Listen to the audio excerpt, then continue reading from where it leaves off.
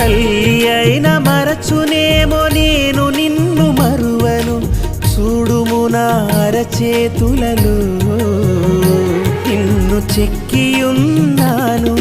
నీ పాదము తొట్టిల్లనీయను నేను, నిన్ను కాపాడువాడు కునుకడు నిదురపోడు అని చెప్పి వాగ్దానం చేసిన యేసయ్యా తల్లిలా లాలించును, తండ్రిలా ప్రేమించును.